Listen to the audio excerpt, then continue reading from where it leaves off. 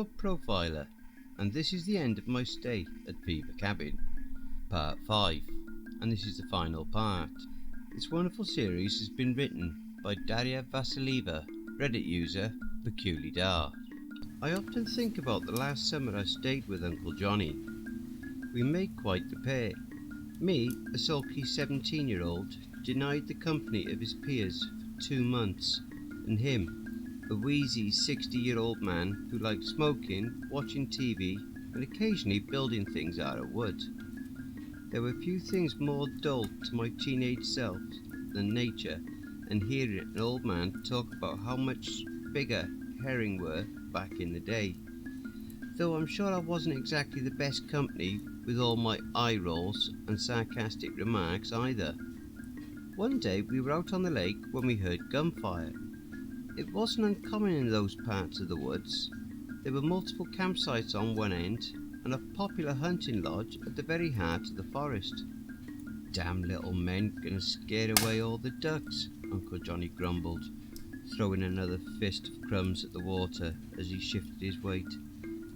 He had gained quite a few over the years, and I was surprised the old wooden bench he'd constructed still held up so well. "Little men?"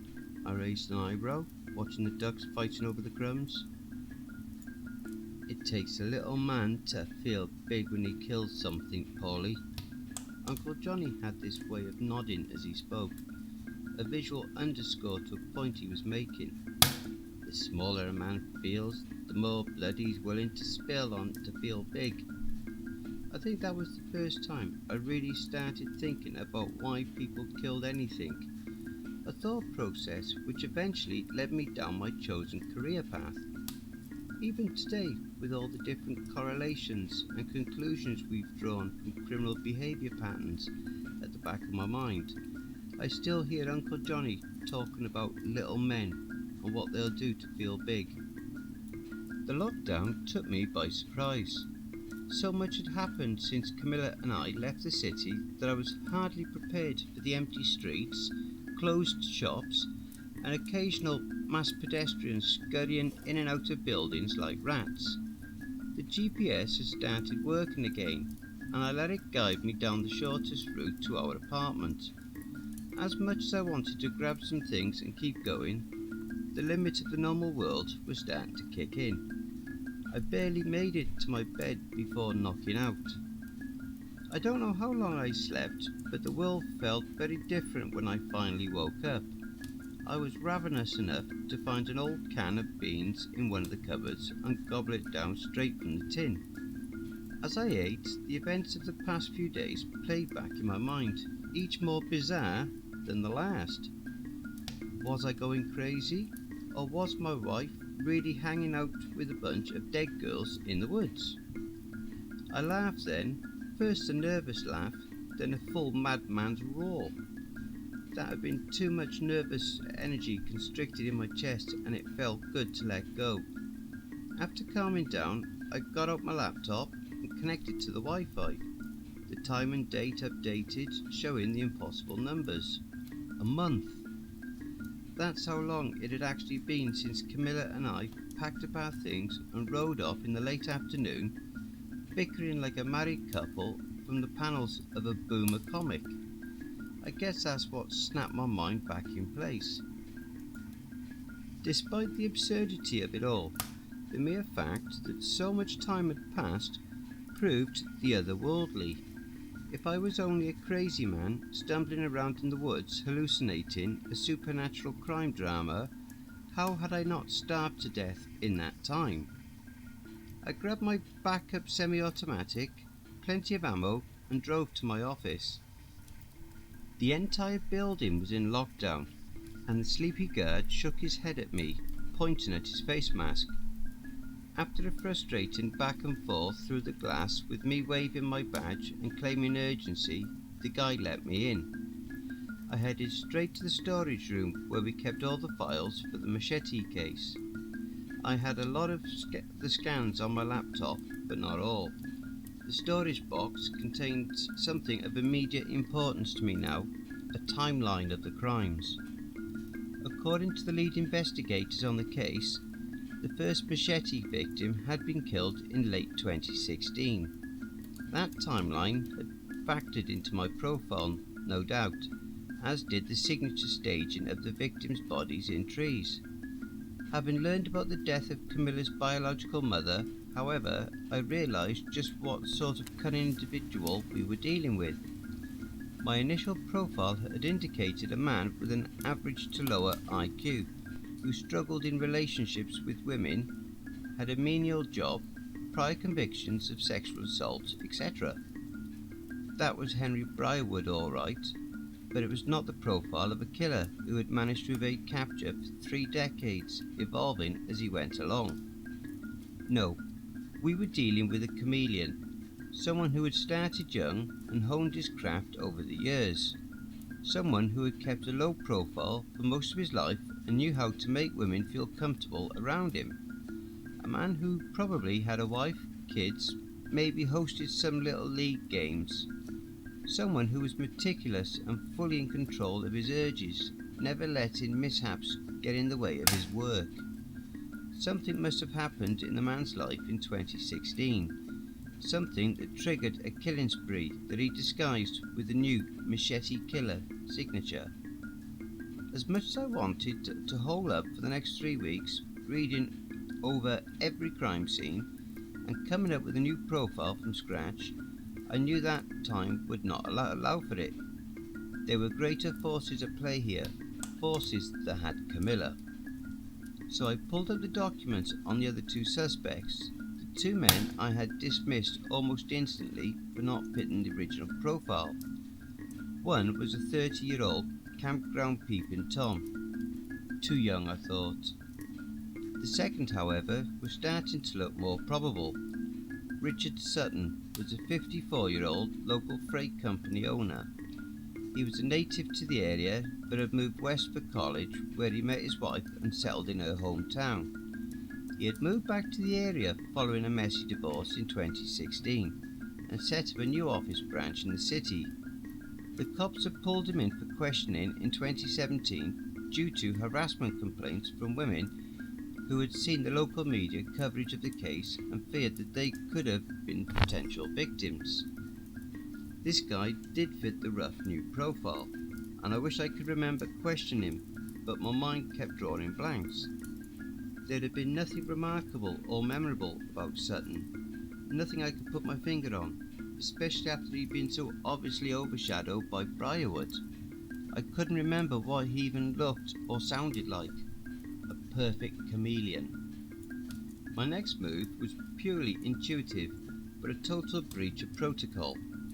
I pulled up the guy's address and took off to go see him. I didn't know what I was expecting to find, or what I would do when I saw him. Honestly, at that moment, I felt like a mere marionette with an invisible puppet master tugging me along on a blind adventure. I pulled up to Sutton's house, a neat 2-story in one of the city's nicest suburbs, and rang the doorbell. No one answered, but I thought I could hear feet shuffling on the other side of the door. "This is Agent Fever with the FBI," I called out. The door opened a sliver with the chain still in place. A bloodshot eye peered out at me. "Mr. Sutton, I'm here to ask you some questions," I announced, flashing the man my badge. "I promise to remain at a safe social distance and not touch anything if you let me inside." I was pushing my luck, and I really hoped Sutton would bite. He didn't. The door slammed with a crash, and I heard footsteps hurrying away. Drawing my weapon, I jumped a gate and made my way to the back of the house, scanning the windows for signs of activity. Nothing. I tried the back door, not really surprised to find it locked. This was the moment where my actions stopped being questionable and became downright illegal. There was no time to think, only act, as the surreal urgency of my mission crept up my spine. I could lose my job for this. The whole vigilante arc rarely fared well for agents, but there was no turning back now. I shot the lock and the door swung open. I darted indoors, not waiting to see the curious heads of neighbours popping out to see where the noise was coming from. A disturbing scene greeted me inside as I realised the wealthy suburban facade only spread to the exterior. Sutton's kitchen was absolute disgusting. There were dirty plates scattered on every surface and take-out containers littered the floor.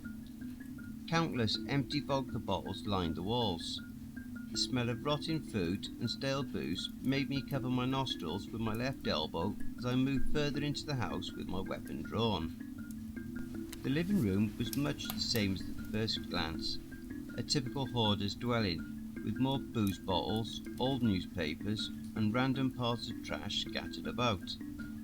A second look revealed a more sinister truth behind the stack of old newspapers on the coffee table. I walked up to the yellowing pile of papers and felt my stomach sink as I saw that they were actually a gathering of carefully selected articles. The top one was a well-preserved two-page spread about the tragic death of a pregnant girl by the name of Leanne Summerson, an out-of-town hitchhiker who had mysteriously died on the side of the road 32 years ago. Unable to help myself, I leafed through the other pages. Dozens of light-haired, blue-eyed, dead women looked up at me. Different ages, a variety of counties and states, a broad spectrum of deaths, some suspected of foul play, others simply missing persons reports. My trembling hands dropped the newspapers as I struggled to keep my breathing steady. I'd stepped into the monster's den only half expecting this to actually be the guy. I threw another appraising glance at the room, trying to find potential hiding spots, but couldn't see any. That left upstairs. I took careful, deliberate strides as I ascended the stairs, cursing every squeak my old leathers produced. Without backup, the odds were in Sutton's favour, and I could easily be walking into a trap. I stopped before reaching the top of the stairs, wiping sweat off my face as I gathered the courage to face a man who had practically killed for a living. "Richard, I'm just here to talk," I called out into the silence, trying to garner some sort of reaction, a hint of the subject's location. "Look, we can still sort this out. I know you've been going through a tough time." The state of the house indicated a major lapse in control, which meant Sutton was spiralling, probably experiencing some sort of mental breakdown. Nothing. No response, not even a creak from a floorboard. The first room to my right was the master bedroom, and I threw the door open, rushing inside with my back to the wall and gun at the ready. I didn't see him. Not at first. He looked so small, crouching down in the farthest corner of the room, his bloodshot eyes half glazed, glued to mine. He stared intently, raising the shotgun with trembling hands until he pressed the tip of the sawn-off barrel to his quivering lower jaw. I knew I had seen him before, recently at that, but couldn't quite place the face of this reduced, dishevelled man until he opened his mouth, releasing that signature moan that will forever haunt my dreams, that guttural mechanic wail that escaped a gaping dark hole of a mouth. I recognised it just about anywhere. "You!" I gasped as the tongueless man shoved the shotgun in his mouth and fired, painting the walls of the bedroom a nauseating mix of blood and brain matter. There is no logical explanation for what happened next. I did not call an ambulance. I did not call any of my superiors, attempting to explain the circumstances under which I had discovered Richard Sutton's last act of defiance. Only one thought ran through my mind as I wrapped up his mostly headless corpse in sheets. "You do not get away this easy, you son of a bitch." Though he was surprisingly heavy for his lean frame, I still managed to carry Sutton's body outside and dump it in the back of the pickup. I hoped the sheer fact of a broad daylight and my confident manner wouldn't arouse too much suspicion from the neighbours, though honestly I was past caring at that point. Hitting the gas pedal, I barreled through city streets until I was on the road leading back to Uncle Johnny's cabin. I slowed down when I got closer to the place where my wife and I first spotted Richard Sutton running out of the woods. I didn't know how we had crossed from one world to another, and the last thing I wanted was to show up at the real fever cabin with a dead body in my pickup and no evidence of any sort of paranormal activity. Again, I wondered if I was just a raving lunatic, and again my intuition told me that no, I wasn't. I was never one for the supernatural stuff, and always snickered at the psychics who were sometimes called upon in cases. But even I, with my limited views on these things, could see how decades of inflicted pain and terror could thin the divide between the world and the world of the wronged. After an hour of driving, I started losing faith in finding that same dirt road that had started this entire ordeal. Frustrated, I looked at the GPS, which was still working. Another sign of failure. Finally, I decided to just turn off the road and try driving down the next dirt road into the woods. Within 5 minutes, the GPS started lagging before turning off altogether. I kept driving, vaguely acknowledging that I had taken a turn to one of the many lakes Uncle Johnny and I used to visit all those summers ago. I thought I escaped it, an unremarkable voice spoke at my side, and I nearly swerved off the road when I saw a young Richard Sutton sitting in the passenger seat. Panicking, I hit the brakes and turned to face the man who had brutally murdered dozens of women across the country. I reached for my weapon, knowing full well how futile of a thing it was against a dead man. "Don't worry," Sutton emitted a small chuckle. "You're not exactly my type." I stared at the youthful monster as he peered into the thick forest around us. He was just as Camilla's mother had described. Neither handsome nor unattractive. Not short or tall, just average. There wasn't a single detail to latch onto, not a mole or a twitch, a funny looking sweater, an odd haircut, nothing. Everything about Richard Sutton was forgettable, and I realised that this was deliberate. Curiosity stirred in my temples, and I found myself wishing we had more time to talk. I wanted to dig around in Sutton's brain and learn the hows and whys of his life, but that's not what this was all about. "It's really not that interesting," Sutton offered a response to my thoughts. "And it doesn't matter now. I don't want to tell you that your job isn't important, because in some ways I'm sure it is. In other ways, it completely misses the mark, since it doesn't account for the fact that some of us are just born this way. I know you'll be looking into my life, Agent, and I can tell you now that you'll find nothing. You won't find any problems with my mother or father. You won't find any hints of me abusing animals as a child or being socially awkward with my peers. I'm the average Joe on papers, and my compulsion to kill has roots in something that a data scientist can hardly hope to explain." At the end of the speech, the young Sutton opened a car door and jumped out to the pickup, leaving me with the following words: "I really should get going. Not sure I want to stick around for what happens next. You just keep going until you reach the lake, Agent. It all ends there." So that's what I did. Shaken as I was, I just kept going, my mind racing, but also going over ever so slightly numb. I guess at that point I just didn't know what to expect anymore, and if anything, that gave me the advantage of accepting whatever came my way. The lake was still and haunting, a soft mist playing on the surface of the water. The forest trees assembled around the shore in dreary attendance, their tall shadows moving on the ground below my feet as I walked with Sutton's lifeless body in my arms. I'd left the sheets behind, and it was hard to look away from the remaining half of the face of the man who had caused so much devastation in these very woods. Upon reaching the shore, I let his body drop into the shallowest part of the water, sending ripples across the lake. I took some steps back, distancing myself from the body, waiting. Some emerged from the woods, others rose out of the water. There were too many to count, though I did get to the number 17 before giving up altogether.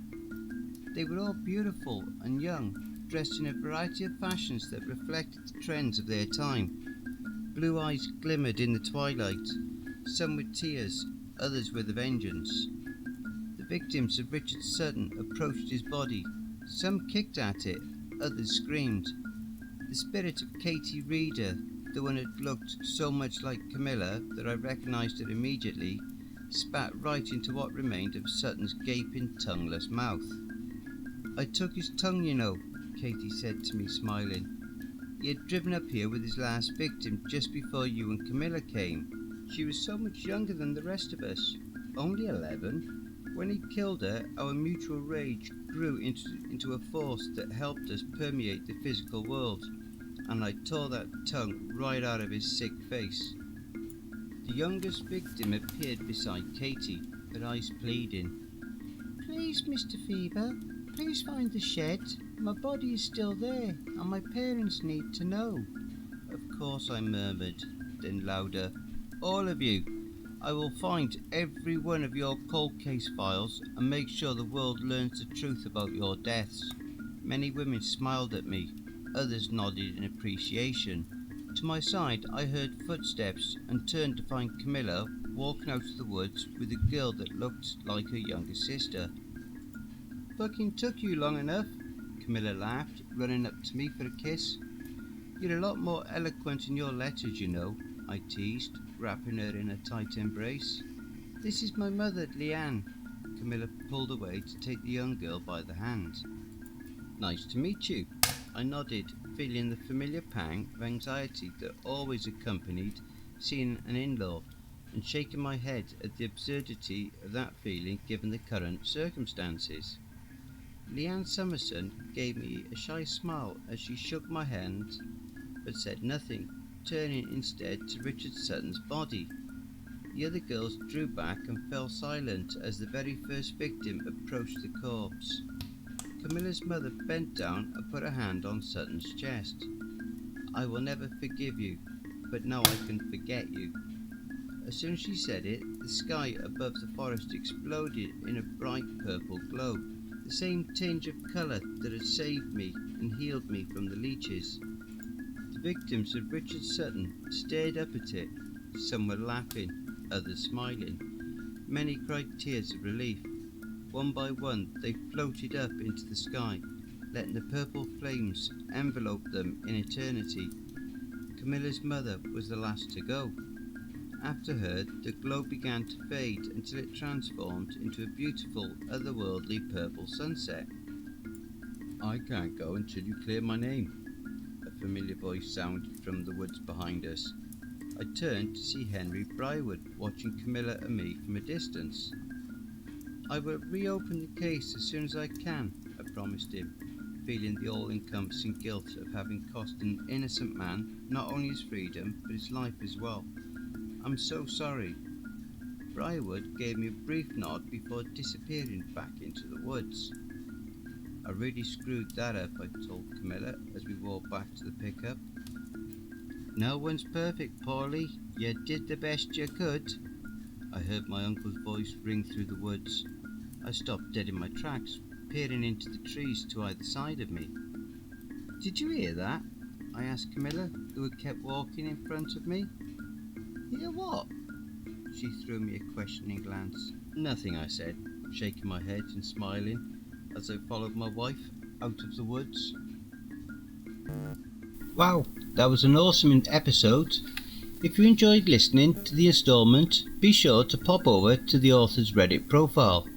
That's Peculiar, Daria Vasileva, and drop them a line.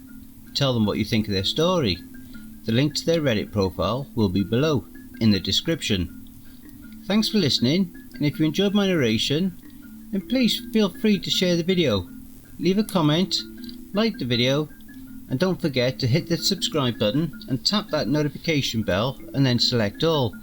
That way you will receive all notifications each time I upload a new video. Have you had any cryptic sightings, paranormal or supernatural encounters, or even had a creepy or terrifying situation that you would like to share? you can submit your story to cryptidsroost@gmail.com. And if you wish to remain anonymous, that's also not a problem. I will honour your wishes and keep your identity secret. I also have a new Facebook group, Twitter, Reddit and Discord. Again, all the relevant links are below. If you would like to support this channel and help make it grow, my PayPal is cryptidsroost@gmail.com. Again, that will also be below. And don't forget, where fear is, happiness is not.